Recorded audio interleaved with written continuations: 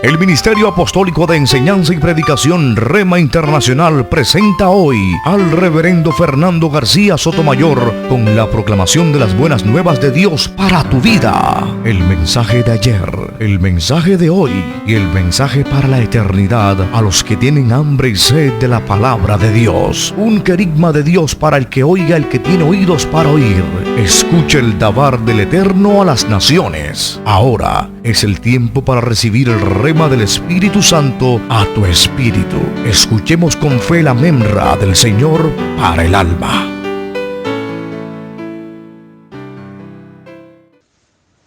En esta semana voy a basar la reflexión en el Evangelio según San Marcos, capítulo 11.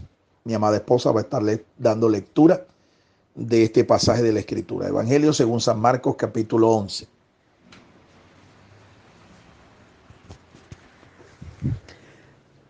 Dice la palabra de Dios, desde el verso 27, porque volvieron entonces a Jerusalén y andando él por el templo, vinieron a él los principales sacerdotes y los escribas y los ancianos. Y le dijeron, ¿con qué autoridad haces estas cosas? ¿Y quién te dio autoridad para hacer estas cosas? Jesús respondiendo les dijo, os haré yo también una pregunta. Respondedme, y os diré con qué autoridad hago estas cosas. ¿El bautismo de Juan era del cielo o de los hombres? Respondedme. Entonces ellos discutían entre sí diciendo, si decimos del cielo, dirá, ¿por qué pues no le creísteis? Y si decimos de los hombres, pero temían al pueblo, pues todos tenían a Juan como un verdadero profeta. Así que respondiendo dijeron a Jesús, no sabemos. Entonces respondiendo Jesús les dijo, yo tampoco os digo con qué autoridad hago estas cosas. Amén. El Señor nos bendiga por esta poderosa palabra y ruego al Señor que nos dé un corazón entendido, nos dé una mente espiritual, nos dé entendimiento espiritual de su palabra. Padre, te ruego que en este momento, Señor, a todo aquel que oye esta palabra, tú, Señor, le abras el corazón, así como lo hiciste con aquella mujer llamada Lidia, vendedora de púrpura, que mientras tu siervo, el apóstol Pablo, predicaba la buena nueva, el Espíritu Santo abría el corazón de esta mujer. Haz lo mismo, Señor, con todos aquellos que hoy puedan escuchar esta reflexión. Te lo pido, Padre, en el nombre de tu Hijo amado, nuestro Señor Jesucristo. Amén, amén y amén. Bien, amados hermanos, bien podría yo titular esta disertación choque de trenes. Choque de trenes. Podría ser un buen título para esta reflexión. No quiero ser magistral, no quiero ser aquí un expositor de este pasaje en profundidad, porque esto demandaría primeramente hacer una exégesis profunda del texto. Y la idea no es esa, la idea es que meditemos en un principio espiritual que está aquí reflejado y que tiene que ver mucho con lo que nosotros hacemos como ministros del Señor. Un ministro es una persona que está llamado a ejercer influencia sobre otros. Por eso el Señor pone sobre el ministro una unción sobrenatural, ¿sí? Que le llena de autoridad para poder influenciar sobre el corazón, sobre la voluntad y sobre la conducta de otras personas. A esta persona que tiene esta influencia, el mundo le llama líderes. Nosotros le llamamos mentores. Nosotros le llamamos siervos de Dios. Nosotros le llamamos apóstoles, profetas, pastores, evangelistas, maestros. Es decir, un siervo de Dios, un servidor del Señor. Es una persona que cuando Dios la llama, la capacita con una unción para ejercer autoridad. Es responsabilidad de aquella persona que es empoderada por el Señor, que es ungida por el Señor, hacer uso muy adecuado de esta autoridad, porque su influencia depende de lo positiva o lo negativa que ésta sea. La influencia de esta persona va a afectar las convicciones y la conducta de otros, y los va a afectar positivamente o negativamente, pero de que los va a influenciar, los va a influenciar. Otro principio que aquí se desprende de este pasaje, que nosotros vemos en estos versos que hemos leído de Marcos 11, que en realidad es el testimonio del apóstol Pedro, ¿sí? Marcos es el escritor, pero Pedro es el que relata. Todo lo que Marcos escribe lo relata de la boca del apóstol Pedro. Lo que vemos aquí narrado por Marcos es un conflicto de autoridad. Un conflicto de autoridad, un choque de trenes. Un choque de trenes. ¿Quiénes fueron los que se volvieron al Señor para cuestionarlo? Aquí nos dice el texto, era la casta religiosa de este momento. Era quienes ejercían el poder religioso en toda la nación. Escribas, ancianos y principales de los sacerdotes. Todo el Sanedrín se le vino en contra al Señor a cuestionarlo, a preguntarle. Se acercan cuando Jesús va al templo. Es interesante que vemos al Señor Jesús como maestro en el templo. Allí enseñaba. Y es cuestionado el Señor con una pregunta. Esta casta religiosa, estas personas que ejercían el poder religioso en el momento, en los días del Señor, le preguntan que con qué autoridad él había hecho estas cosas. Si usted quiere saber cuáles son estas cosas a las que ellos se estaban refiriendo, tienes que mirar en el contexto. Y nosotros lo que vemos en el contexto es que Jesús llegó al templo y cuando vio el templo de Dios convertido en una casa de ladrones, en una cueva de ladrones, siendo que este era el lugar de oración del pueblo y al cual deberían venir todas las naciones a clamar al Dios de Israel, lo habían convertido en un mercado público. Y Jesús, con ese enojo santo, con ese celo por la casa de Dios, volcó mesas, volcó todo lo que había allí, todo el mercado que había allí en el lugar santo del templo, en el propio lugar santo. Ahí estaban asentados los cambistas de las monedas, ¿sí? Para que aquellos que llegaban con ofrendas monetarias al templo cambiaran las monedas extranjeras por monedas del templo, con los cuales pagar el tributo al templo y hacer las ofrendas. Volcó también las mesas de los mercaderes que les vendían animales para los sacrificios que se ofrecían en el templo. ¿Ven? En fin, todo este mercado, toda esta mercadería, el Señor cogió y con ira les volcó, les tiró el mercado al suelo, al piso, y lo echó fuera de la casa de Dios. A estas cosas se están refiriendo aquí esta casta de dirigentes religiosos. A estas cosas. Le preguntan al Señor que con qué autoridad había hecho eso. Porque para estas personas Jesús no tenía ninguna autoridad para hacer eso. Y Jesús, que conoce el corazón de la gente, conoce el corazón del hombre, les hace una pregunta para ponerlos en evidencia.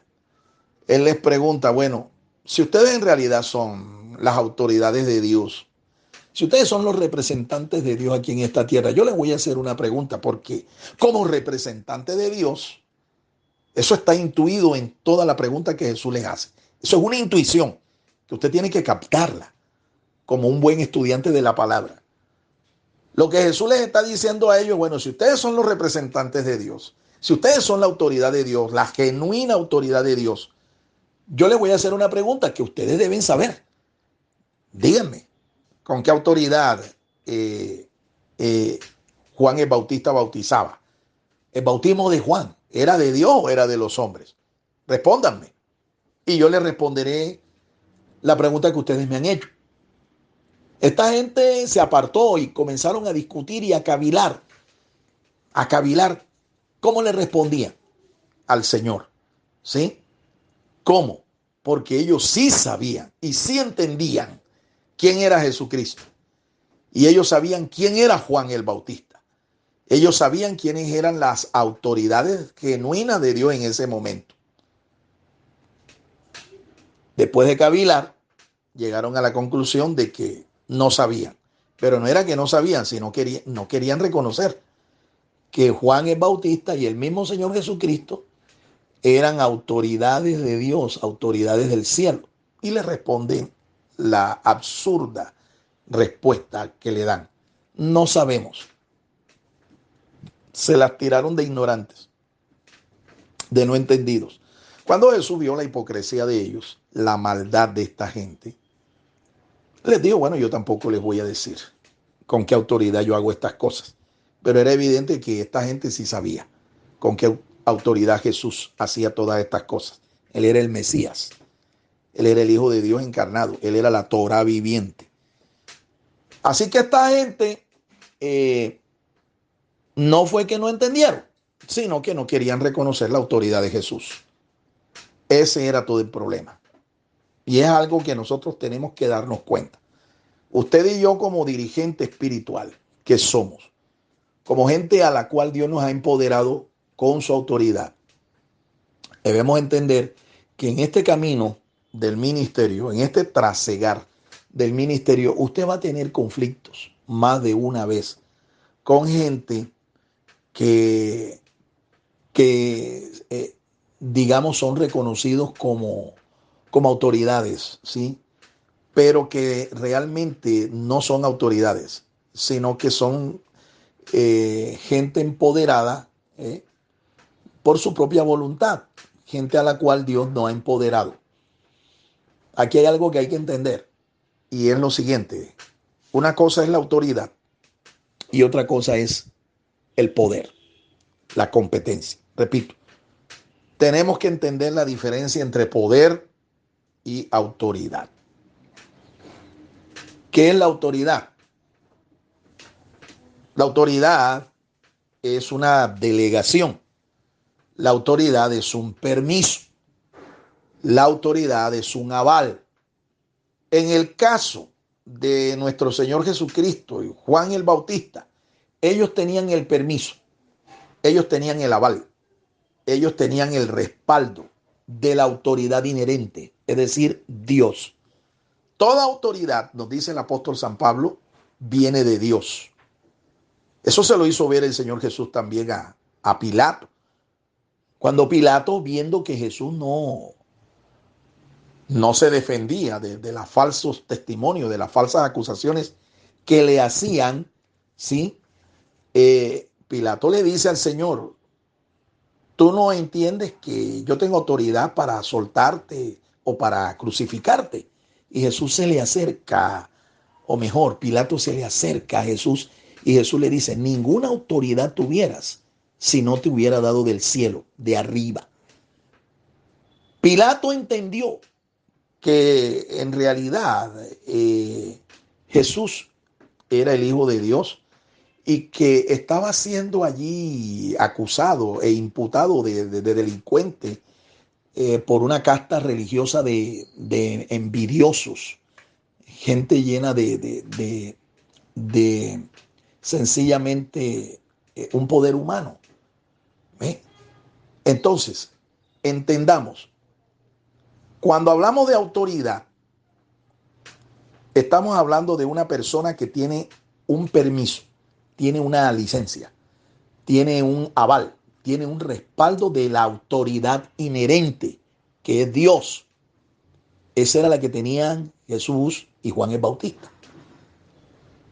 Pero estos personajes no tenían ese aval, ese permiso. No tenían esa unción. No tenían ese respaldo. ¿Qué tenían ellos? Poder religioso. Ellos eran los dignatarios religiosos del pueblo. Por eso desde el principio, mire lo que les estoy diciendo. Esta gente, ¿quiénes eran? Los ancianos, los principales sacerdotes y los escribas. ¿Qué tenían estas personas? Poder, cargos. Ellos eran dignatarios, pero no tenían autoridad de Dios. No tenían el respaldo de Dios. Ellos tenían la capacidad, tenían la competencia, ¿ve? Para mandar, para regular, para administrar la justicia, para administrar supuestamente los misterios de Dios entre el pueblo. Pero ese aval no se lo estaba dando Dios. Es más, en la historia se sabe que Herodes, los herodianos, la familia herodiana, no eran los llamados a ocupar el trono como reyes, como gobernantes. ¿Quiénes eran los llamados para ocupar ese lugar, ese trono como rey de Israel? Un descendiente de la casa de David. Un descendiente de la casa de David. Igual, en el Sanedrín, quienes eran conformados por los levitas, los sacerdotes y los escribas, ¿ve? Y los principales dirigentes de las principales escuelas de Israel, las escuelas del judaísmo. ¿Quiénes eran los que debían estar allí sentados?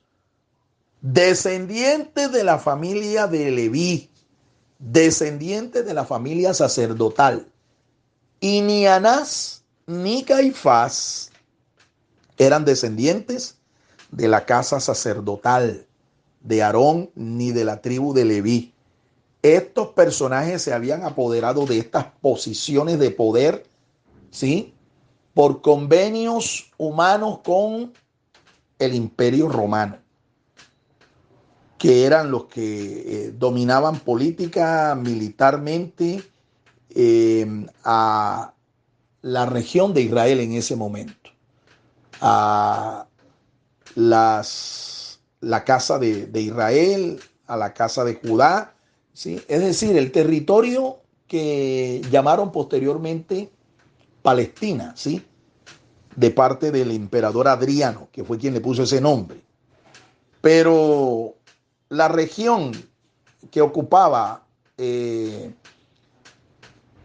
la casa de Judá, la casa de Israel, las 10 tribus del norte, las 2 del sur, ese es el territorio de Israel y estaba bajo el dominio político y militar del Imperio Romano. ¿Sí? Ahora, esto Dios lo permitió.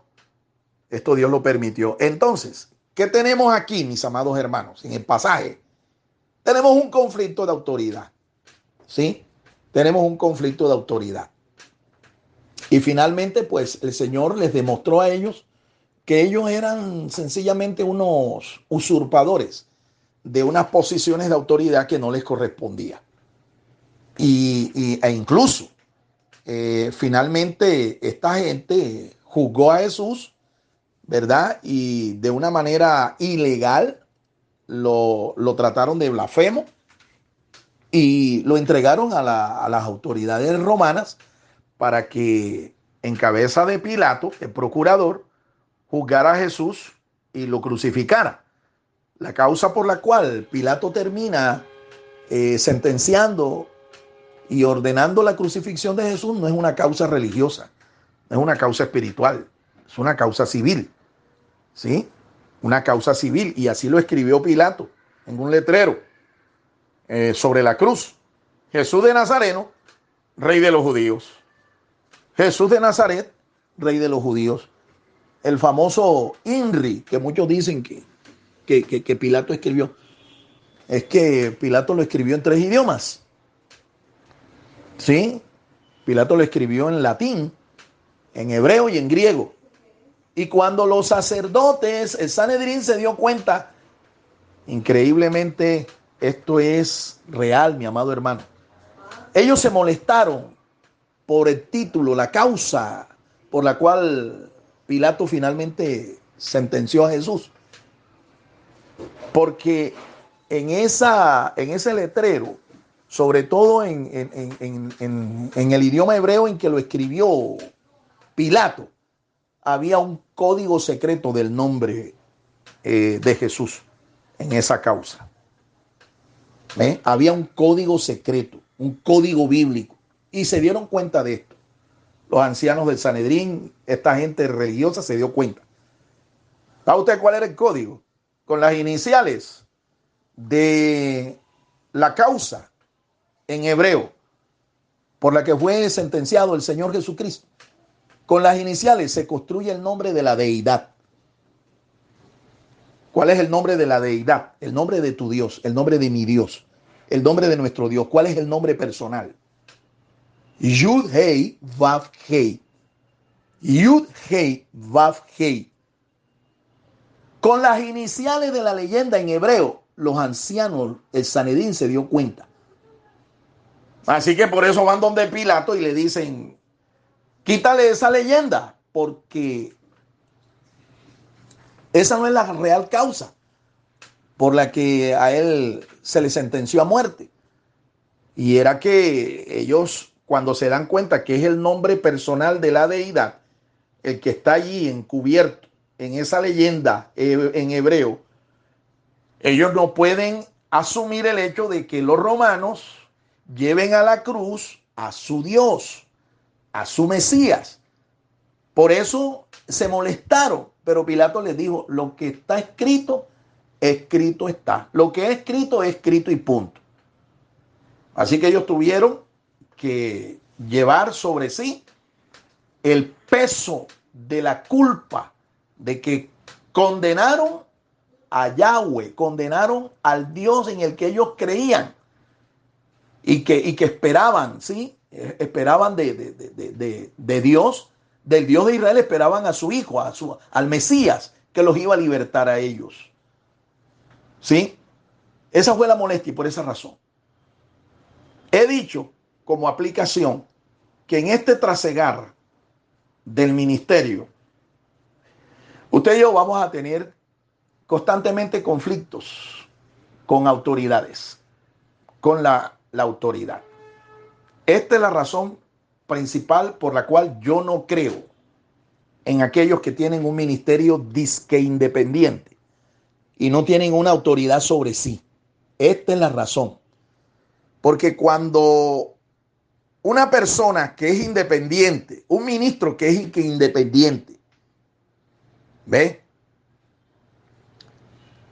Necesita de una corrección, necesita de un llamado de atención, necesita de una instrucción, incluso de una reparación, una restauración, porque cayó en una falta, se equivocó, cometió un pecado, tuvo una caída.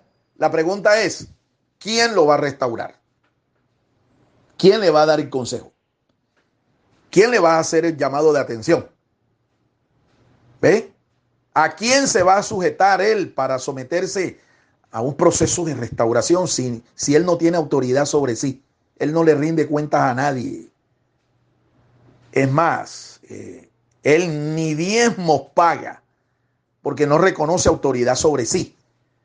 Y aunque cuando tú le preguntas quién es esta autoridad, ellos te dicen que ellos obedecen es al Señor y a ningún hombre. Pero la Biblia nos enseña, el apóstol San Juan nos enseña que si tú no eres capaz de amar, sí, a Dios, a quien no ves, pero si dices que amas a tu prójimo, a quien sí estás viendo, entonces el principio es sencillo de entender. Mire, si usted no ama a su prójimo, a quien está viendo, mucho menos a Dios. Por analogía, aquí nosotros podemos entender también lo mismo, el mismo principio. Si usted no es capaz de someterse a la autoridad terrenal que Dios ha establecido en su reino, en el reino de los cielos, si usted no es capaz de someterse a una autoridad que Dios ha establecido que usted no está viendo, mucho menos a Dios, a quien usted no está viendo. Este es otro principio que se deriva de aquí, de esta enseñanza. Otro principio del cual quiero hacer mención es el siguiente. Entonces, ¿qué pasa cuando una autoridad falla? ¿Qué pasa cuando alguien que está empoderado, ve, y está empoderado legítimamente, es una persona sujeta a autoridad, una persona que ejerce autoridad? ¿Qué pasa cuando esta autoridad falla? ¿No lo podemos juzgar? Es más, ¿no lo podemos corregir? Claro que sí, pero esto no lo puede hacer todo el mundo. Cuando una autoridad falla, aquí hay una prueba para aquellos que están bajo esa autoridad. Repito, cuando una autoridad falla, es una prueba que Dios permite a aquellos que están bajo esa autoridad, bajo ese dirigente. Es una prueba. A ver a quién realmente tú estás obedeciendo.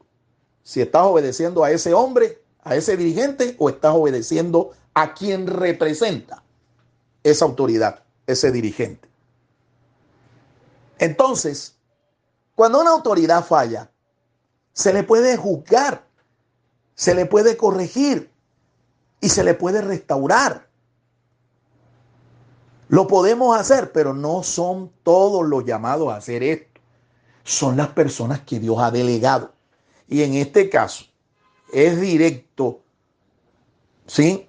Esta tarea, esta gestión le corresponde directamente a los que son la autoridad de ese dirigente que ha fallado, que se ha equivocado.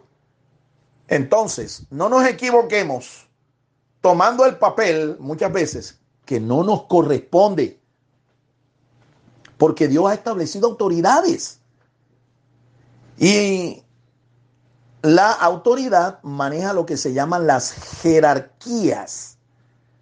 ¿Me entiende? Hay gente que recibe más autoridad que otros. Aunque todos reciben autoridad, todos los llamados por Dios reciben autoridad, hay gente que recibe una delegación, un permiso, una licencia de parte de Dios que es mayor que la suya.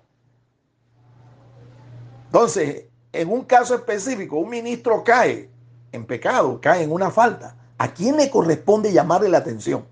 ¿A quién le corresponde restaurar? ¿A quién le corresponde sancionar a esa persona que se equivocó, que cayó, que resbaló? Le corresponde a la autoridad que está por encima. La autoridad que jerárquicamente es superior. A eso es a los que les corresponde. Pero muchos de nosotros no hemos entendido esto. Y creemos que, por ejemplo, cuando un consiervo se equivoca o falla, tenemos el derecho de una vez de recriminarlo, de llamarle la atención, ¿ve? Asumiendo un papel que no nos corresponde en muchas ocasiones. En muchas ocasiones. ¿A quién le correspondería entonces ese papel?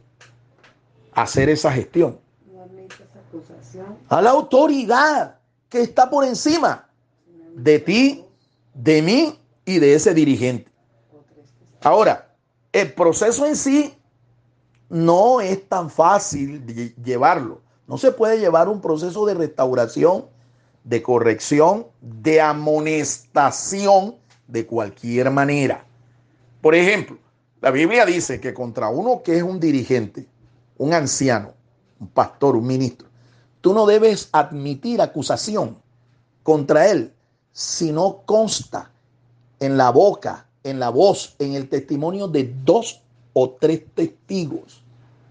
Así que si tú no tienes el testimonio de 2 o 3 personas que ratifiquen que esa persona, ese ministro, ese siervo de Dios se equivocó, pecó, falló, no puedes acusarlo ante su autoridad porque te hace falta el testimonio de 2 o 3 personas. Ahora bien, estas son cosas que ya hemos enseñado. Lo que pasa es que algunos como que lo han olvidado. ¿Ve? Hay un conducto regular, hermano, al que someterse. Hay un conducto regular al que someterse para poder restaurar a una persona que es autoridad.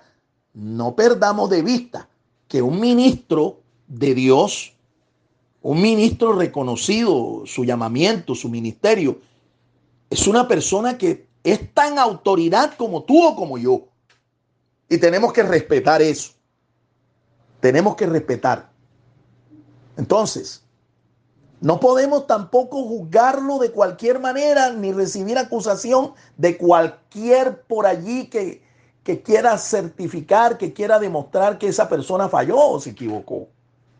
No podemos. Tiene que ser en boca de 2 o 3 testigos. Esto en cuanto al proceso en sí. ¿Sí? En cuanto al proceso en sí. En la corporación nosotros tenemos un cuerpo de ministros que están llamados a ejercer esta gestión. Es el cuerpo de ética, el Consejo de Ética y de Conducta Moral y Espiritual. Tenemos un consejo de ética, ¿sí?, al cual acudir para que el Consejo de Ética gestione cualquier acción, ¿sí?, contra un ministro de la corporación. Ese es el conducto regular. ¿Ve? Ese es el cuerpo al que yo me tengo que remitir cuando yo quiera, ¿ve?, imputar una acusación, ¿ve?, contra cualquiera de mis consiervos. Ahora, hemos enseñado que el consejo tiene que ser muy, muy sabio, lleno de Dios, con mucho discernimiento espiritual, para poder realizar un proceso justo, ecuánime, ¿sí? Considerar al que acusa, considerar al acusado, considerar las pruebas, las evidencias, buscar el consenso, la dirección de Dios para determinar finalmente si la persona es culpable o si es inocente. En derecho se presume la inocencia de todo aquel que es imputado de un delito. Se presume la inocencia. Esto también en el Señor es válido. Yo no puedo condenar a nadie si primeramente yo no presumo su inocencia, su buena fe. Ya después, cuando el proceso se hace, entonces sí, en consenso, en la multitud de los consejeros, es donde uno puede discernir realmente qué es lo que es verdadero y qué es lo que es falso acá. Bien, hermanos, estas cosas las comparto porque nosotros tenemos que ejercer muy bien la autoridad que Dios nos ha dado. Les recuerdo, Pablo dice, el apóstol Pablo dice, que Dios no nos ha dado autoridad para destruir a la gente, sino para edificación. Edificación. Así es que somos responsables delante de Dios de administrar correctamente, sabiamente, la autoridad que tenemos. La vida de muchas personas se va a ver afectada, ¿sí?, por causa de nuestra influencia en ellos. Yo espero que esa influencia sea positiva, sea para bien, sea para bendición y no para muerte, destrucción, ¿sí?, de la gente a la que nosotros estamos presidiendo, a los que estamos liderando. Un abrazo fuerte, un abrazo fraternal y escucho sus impresiones sobre esta reflexión, sobre esta pequeña disertación. Escucho sus opiniones, escucho sus impresiones. Un abrazo para todos y que tengan un resto de semana bendecido en el Señor. El Ministerio Apostólico Rema Internacional pone a disposición esta predicación. Ofrecemos ministración a simposios, seminarios, campañas evangelísticas, educación globalizada sana y de carácter interdenominacional. Escríbanos a ministerioremainternacional@gmail.com o llámenos al celular 316-270-7181.